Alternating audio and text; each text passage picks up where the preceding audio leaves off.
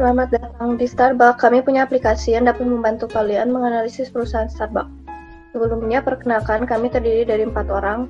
Kami akan membahas beberapa analisis. Yang pertama ada analisis kekuatan porter.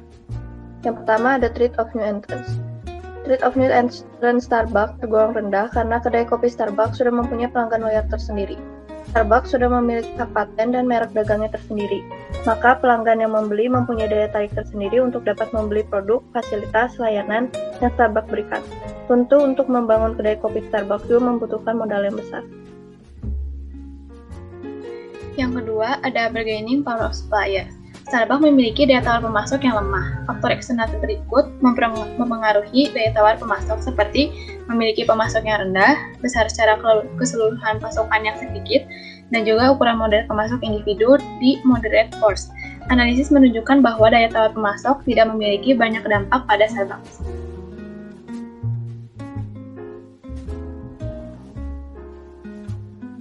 Pada bargaining power of buyer itu Starbucks dapat dibilang cukup tinggi, di mana faktor pertama ada jumlah pembeli tinggi, di mana pada Starbucks konsumen memegang peranan yang besar untuk mendapatkan profit perusahaan. Jika dibandingkan kompetitor, Starbucks memiliki penjualan yang bisa dikatakan stabil dengan tren yang positif. Yang dimaksud adalah mengikuti perkembangan zaman dan selera masa kini dan gerai yang tersebar di Indonesia. Faktor kedua itu akses informasi terhadap produk Starbucks tinggi, di mana dengan internet pembeli dapat dengan mudah melihat varian menu atau berbagai informasi mengenai Starbucks di website atau media sosial resmi Starbucks. Faktor yang ketiga itu ada switching cost sedang, di mana harga kompetitor yang lumayan rendah dan ketersediaan merek kopi yang melimpah di pasaran. Yang faktor keempat ada daya beli masyarakat dan loyalitas konsumen sedang, di mana hadirnya para kompetitor dan produk substitusi yang menarik konsumen untuk beralih dari Starbucks. Yang ketiga, ancaman pergantian atau pengganti produk Starbucks. Yang Starbucks itu terbilang sangat tinggi. Contohnya itu, kesediaan pengganti yang banyak, contohnya kopi saset, kopi dari kafe lain, dari merek Megawai, kopi Jawa, dan lain, serta biaya pengganti kopi yang rendah, atau contohnya kopi saset yang dijual hanya 1.000 atau 3.000, dan juga kopi-kopi di kafe lain yang dihargai kurang dari 40.000. Dari model analisis tersebut menunjukkan bahwa pengganti memiliki potensi kuat dan berdampak negatif pada bisnis Starbucks ini. Selain itu, Starbucks juga harus mempertimbangkan ancaman pengganti sebagai salah satu keprihatinan prioritas. Selanjutnya ada rivalry among existing competitors yang tergolong kuat. Di sini terdapat beberapa faktor-faktor eksternal yang berkontribusi pada kekuatan yang kuat dari kompetisi, yaitu jumlah besar perusahaan yang kuat, switching cost rendah yang kuat, dan ragam perusahaan yang moderat. Dilihat dari analisis tersebut menunjukkan bahwa perusahaan menghadapi sejumlah besar pesaing yang memiliki ukuran, spesifikasi maupun strategi yang berbeda. Misalnya, Starbucks menghadapi kekuatan kompetitif dari McDonald's dan Dunkin' Donuts, serta perusahaan khusus kopi lainnya seperti Kopi Karibo, Excelso, dan Coffee Bean. Gaya kuat kompetisi juga disebabkan karena biaya beralih menjadi rendah, yang berarti bahwa pelanggan dapat dengan mudah beralih dari Starbucks ke merek lain. Dengan demikian, berdasarkan komponen dari analisis Five Forces, kompetisi harus berada di antara tantangan atau prioritas Starbucks. Selanjutnya ke analisis berikutnya yaitu analisis SWOT. Yang pertama ada strength. Kekuatan yang dimiliki oleh Starbucks antara lain menyediakan kopi bermerek khusus di dunia yang di luar eceran, lalu citra merek yang kuat dengan moto The Starbucks Experience. Yang ketiga, merupakan sebuah organisasi global dengan lebih dari 16.000 retail di 48 negara di seluruh dunia, lalu merupakan salah satu waralaba terkuat di dunia dengan lebih dari 6.500 toko izin dunia, serta dikenal untuk menyediakan produk unggulan dan jasa.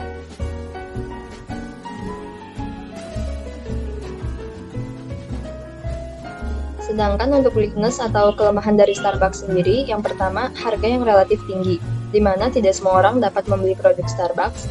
Hal tersebut dikarenakan Starbucks menggunakan biji kopi pilihan dan semua prosesnya dikerjakan sendiri. Yang kedua, karena kesempurnaan atas pelayanan karyawan, terdapat beberapa keluhan karyawan tentang manajemen yang mendorong mereka untuk selalu menjadi sempurna. Hal ini menyebabkan mereka membuat Starbucks serikat pekerja. Yang ketiga, produk dapat diimitasi. di mana produk Starbucks dapat ditiru oleh perusahaan lain karena tidak adanya hak paten dari resep. Yang terakhir, beberapa penawaran produknya tidak selaras dengan standar budaya pasar tertentu. Misalnya, di beberapa daerah, minuman olahannya tidak sesuai dengan preferensi konsumen.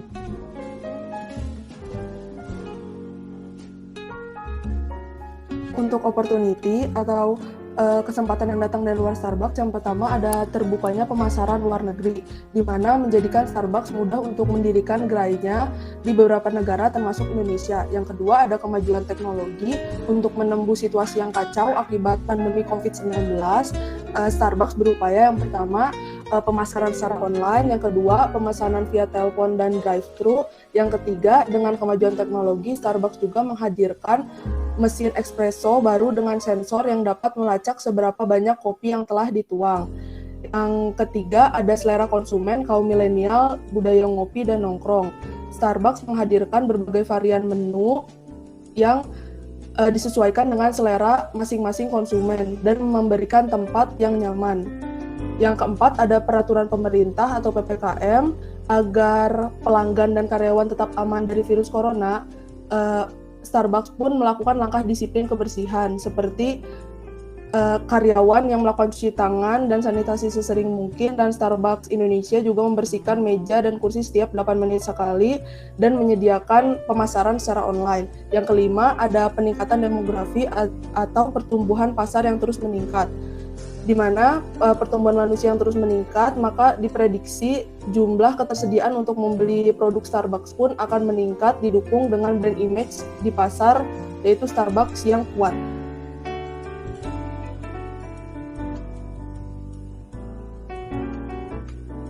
Yang terakhir ada threat atau ancaman, pandemi COVID. Karena adanya pembatasan experience yang diberikan Starbucks pun menjadi tidak maksimal, apalagi produk yang dijual lebih nikmat dikonsumsi di tempat atau secara langsung. Yang kedua ada pendapatan masyarakat yang rendah. Segmentasi Starbucks untuk kalangan menengah ke atas, maka dampak dari pendapatan masyarakat yang rendah cenderung tidak akan membeli barang yang tidak diperlukan, apalagi harga yang ditawarkan Starbucks cukup tinggi. Yang ketiga ada penjualan minum kopi lebih terjangkau. Harga yang lebih murah cenderung akan menjangkau lebih besar pasar. Masyarakat bawah pun dapat menikmati kopi terjangkau selain Starbucks. Yang keempat, ada barang pengganti substitusi.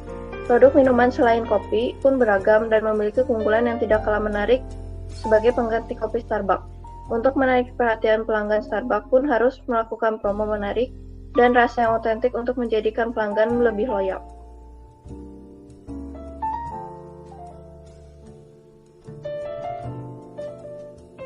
Analisis selanjutnya adalah analisis pestel. Yang pertama ada political. Untuk politik, yang pertama ada pembatasan kegiatan impor, terutama bahan baku dari negara yang paling banyak tercemar virus corona. Yang kedua ada keadaan politik Indonesia yang tak stabil. Adanya wabah virus corona tidak menjamin pemerintah dapat memberikan kebijakan yang dapat segera meningkatkan daya beli masyarakat. Yang ketiga, ada pemberlakuan kebijakan PPKM darurat. Sangat berimbas pada penurunan profit sebab Starbucks yang mengutamakan dine-in atau makan di tempat harus melakukan take away pada produk atau boleh dine-in tetapi ada pembatasan waktu. Yang keempat, pajak pada pandemi COVID. Pemberian pajak pada masyarakat harus dipertimbangkan dengan cermat dan tepat sebab berpotensi menambah beban bagi masyarakat. Selanjutnya ada ekonomi. Yang pertama resesi. Pendapatan masyarakat menurun membuat pelanggan Starbucks pun menurun. Yang kedua ada meningkatnya tingkat pengangguran. Karena adanya pandemi, maka banyak perusahaan untuk dapat bertahan mengurangi pengeluaran biaya dengan melakukan PHK. Maka dari itu adanya pendapatan yang kurang dari masyarakat akan mengurangi peluang juga masyarakat untuk dapat mengeluarkan uang untuk membeli kopi. Yang ketiga ada meningkatnya biaya tenaga kerja di negara pemasok kopi. Indonesia adalah negara yang dapat menghasilkan kopi yang dapat diekspor, maka dari itu tenaga kerja dalam bidang kopi tentunya akan dibayar lebih mahal dibanding tenaga kerja lainnya. Yang selanjutnya ada lingkungan ekonomi lokal di pasar yang berbeda. Starbucks juga harus mampu menyesuaikan dengan pasar di mana Indonesia cenderung lebih menikmati minuman dingin karena negara tropis, dan juga kopi yang sudah dicampur dengan gula yang rasanya manis dibandingkan dengan pahit. Starbucks juga lebih berpotensi mendapatkan pelanggan di daerah kota di mana lebih banyak orang daripada di desa. Yang terakhir ada promosi. Starbucks juga harus mampu memberikan sejumlah promo menarik untuk menarik perhatian pelanggan daripada kedai kopi lainnya.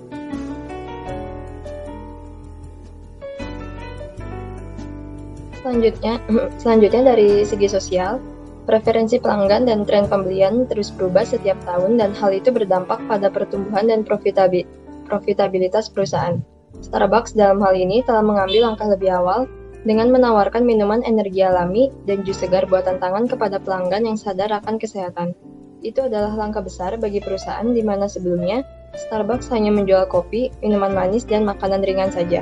Selanjutnya, Starbucks tidak ingin mencari pekerja ke daerah di mana penduduk setempat memiliki sikap yang buruk untuk bekerja, yang menyebabkan proses rekrutmen akan sulit, pelatihan sulit, dan pergantian staf akan tinggi.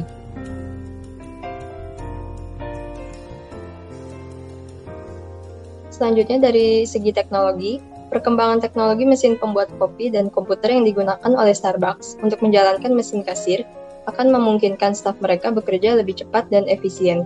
Ini akan menghasilkan pelanggan yang dilayani lebih cepat dan menciptakan potensi untuk melayani lebih banyak pelanggan dalam sehari. Selanjutnya, Starbucks memberikan layanan akses Wi-Fi gratis dan tidak terbatas. Layanan ini menarik banyak pelanggan di mana mereka dapat bekerja dengan menyeruput secangkir kopi yang masih panas. Perusahaan memanfaatkan penggunaan teknologi secara besar-besaran, di mana pada akhirnya banyak perusahaan lain juga mengikuti tren yang sama di kemudian hari. Yang selanjutnya adalah legal. Pertama, UMR. Dalam menggaji para pekerja, Starbucks harus memenuhi standar. Dengan itu membuat nama baik Starbucks harus memenuhi UMR untuk para pegawainya. Yang kedua ada ekspor-impor biji kopi. Untuk dapat mengekspor impor kopi, adanya pemenuhan standar tertentu di mana dikenakan biaya masuk. Lembaga yang melakukan ekspor-impor kopi pun harus sudah terverifikasi oleh lembaga tertentu seperti ETK dan EKS. Kebijakan PPKM. Walaupun Starbucks kekurangan pelanggan, tapi tetap harus mampu mendukung pemerintah untuk dapat meredam penyebaran COVID. Maka dari itu, pembatasan dan kebijakan protokol dari Starbucks harus diterapkan dengan ketat. Dengan penerapan protokol, Starbucks juga dapat melindungi dan membuat pelanggan merasa nyaman untuk nongkrong di kedai walaupun dengan waktu yang terbatas. Yang terakhir ada environment. Starbucks harus berinovasi lebih lagi untuk membuat produknya lebih ramah lingkungan. Misalnya, perusahaan itu dapat meningkatkan penggunaan bahan yang dapat didaur ulang untuk mengemas produk makanan dan barang dagangan lainnya. Hal tersebut berguna untuk meningkatkan loyalitas dari customer dan meningkatkan pelopor bagi kompetitornya. Lalu yang kedua, Starbucks harus mempertimbangkan beberapa kekhawatiran tentang praktek bisnisnya dari aktivis, kelompok advokasi internasional, dan dari konsumennya sendiri, agar tetap mendapatkan kepercayaan konsumen. Apalagi pada saat pandemi COVID-19 ini, Starbucks perlu meyakinkan konsumen bahwa produk yang diproduksinya tetap steril dan terus meningkatkan sumber daya manusia perusahaannya seperti mengecek kesehatan para pegawainya. Selanjutnya, analisis yang keempat ada analisis terus. Yang pertama ada agresif strategi. Yang pertama ada gabungan dari organisasi global dan terbukanya pemasaran luar negeri. Dengan merek yang sudah terkenal, Starbucks dapat memperbesar pangsa pasarnya ke seluruh dunia. Yang kedua, gabungan dari citra merek yang kuat dengan kemajuan teknologi. Dengan kekuatan internal Starbucks yang terbilang cukup kuat melalui motor The Starbucks Experience, jika ditambah dengan peran teknologi, maka perusahaan Starbucks dapat meningkatkan kualitas produk atau jasanya dan meningkatkan citra di mata pembeli. Yang ketiga, gabungan dari Starbucks dikenal untuk menyediakan produk unggulan dan jasa, serta peningkatan demografi. Starbucks dapat membuat program yang ramah lingkungan sehingga dapat memperkuat citra perusahaan dan bersaing dengan kompetitor.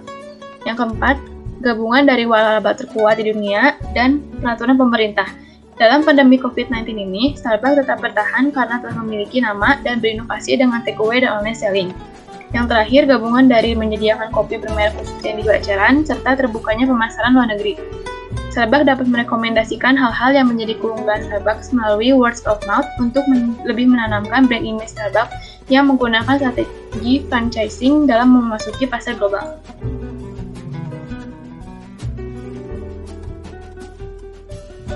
Dalam strength dan trait itu yang pertama ada Starbucks memiliki brand image yang kuat dan gerai yang sudah terkenal di beberapa negara. Dan itu semua menjadi keunggulan kompetitif dari Starbucks untuk mencegah ancaman dari para kompetitor. Yang dilakukan adalah sering melakukan inovasi atau diversifikasi produk untuk mempertahankan posisi pasar. Yang kedua, citra merek yang kuat dengan ancaman pendapatan masyarakat yang rendah.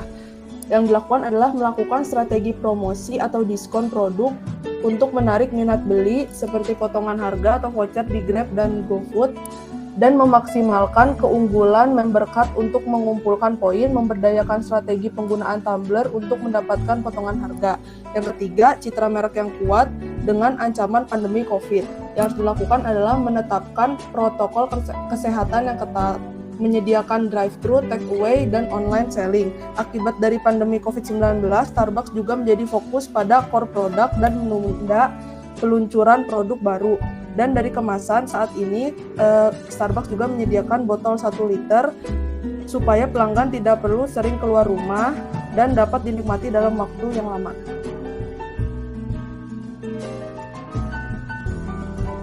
Selanjutnya dari strategi turnaround ini, gabungan dari harga yang relatif tinggi, beberapa penawaran produk yang tidak selaras dengan standar budaya pasar tertentu, dan opportunities selera konsumen. Strateginya menciptakan produk yang cukup terjangkau dan sesuai dengan selera konsumen berdasarkan standar budaya di tempat tertentu. Lalu, gabungan dari harga yang relatif tinggi dan opportunities, kemajuan teknologi dan peraturan pemerintah di pandemi COVID-19. Strategi yang dapat dilakukan memberikan promo menarik melalui aplikasi Starbucks, Line, dan lain-lain terhadap beberapa produk yang harganya relatif mahal agar masyarakat tetap mau membeli produknya di masa pandemi COVID-19, di mana terdapat beberapa peraturan yang meminta agar masyarakat berada di rumah saja sehingga mereka tidak dapat ngopi di tempat.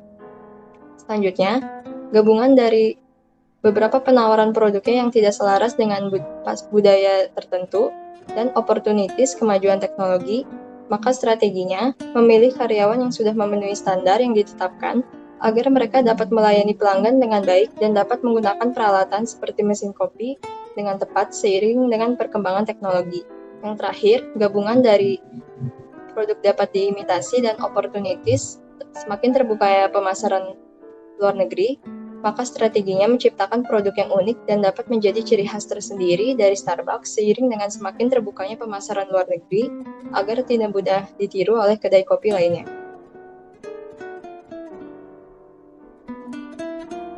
Selanjutnya, dari strategi defensif Starbucks yang bisa diterapkan adalah kekurangan dari harga relatif tinggi. Terdapat 6 strategi yang dapat digabungkan dengan ancamannya. Pertama, ancaman pandemi. Mengurangi biaya seperti gaji, sewa, dan lain-lain. Menyediakan banyak bahan jangan terlalu banyak.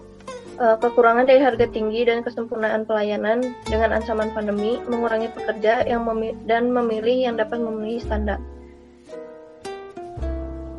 Yang kedua, masih dengan kekurangan dengan harga yang tinggi, dengan ancaman pendapatan masyarakat rendah, membuat menu minuman series yang lebih terjangkau. Dengan ancaman penjual minuman kopi yang lain lebih terjangkau, promosi dan variasi menu yang menarik untuk menarik perhatian pelanggan. Dengan ancaman barang pengganti substitusi, iklan yang menarik perhatian bahwa kopi memiliki banyak manfaat. Yang terakhir, kekurangan dari resep dapat diimitasi dengan ancaman penjualan minum kopi lain, membuat hak paten dari resep kopi khusus pelanggan hanya bisa mendapatkan di Starbucks.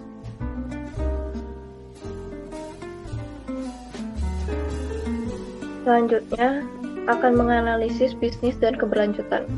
Pertama, ada people. Starbucks itu mendukung komunitas lokal, seperti program Starbucks Community Store yang bertujuan untuk membantu organisasi nirlaba lokal dalam upaya mereka memberikan pendidikan dan pelatihan untuk mencapai pengentasan kemiskinan bagi segmen populasi muda. Yang kedua, Starbucks mendidik dan memberdayakan pekerja dengan optimal. Hampir setengah dari karyawan Starbucks berusia di bawah 24 tahun.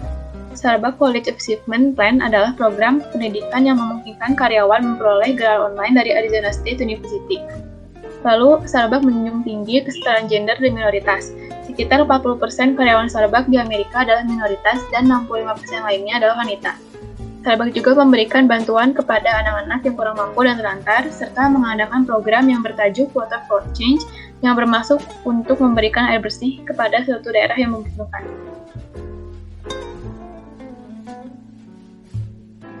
Untuk planet, Starbucks melihat hampir penggunaan plastik di semua bisnis makanan dan minuman, di mana akhirnya akan menjadi sampah dan sulit terurai. Sehingga target Starbucks pada tahun 2030 adalah eco-friendly store. di mana mengurangi 50% karbon dioksida, penggunaan air bersih, dan mengurangi 50% sampah. Yang kedua, yaitu melakukan kampanye Starbucks Greener Nusantara pada Starbucks Bali tahun 2018 yang bertujuan untuk mengurangi sampah plastik seperti pemakaian sedotan kertas, stik madu kopi yang terbuat dari kayu. Yang ketiga, ada pada awal 2021, Starbucks mengakomodasikan kebutuhan konsumsi makan dan minum berbahan dasar nabati atau tumbuhan plant-based goodness dan pengalihan bahan dasar kemasan minuman dari plastik PET menjadi plastik rPET, yaitu plastik yang diproduksi dari proses daur ulang. Dan yang terakhir ada daur ulang ampas kopi menjadi kompos dan pakan sapi. Yang terakhir dari bisnis dan keberlanjutan ada profit. Yang pertama, franchise yang dibuka. Hak paten logo yang digunakan untuk menghasilkan keuntungan bagi perusahaan Starbucks tidak hanya menambah modal, tapi juga untuk dapat berkembang dan memperluas pasar. Yang kedua ada membuka lapangan pekerjaan, meningkatkan pendapatan masyarakat, dan juga mengurangi pengangguran. Yang ketiga ada sumber kopi. Beberapa jenis kopi yang didapatkan oleh Starbucks dengan melibatkan petani kecil sehingga petani kopi kecil pun dapat berkembang. Terima kasih atas perhatiannya. Sampai jumpa kembali di Starbucks.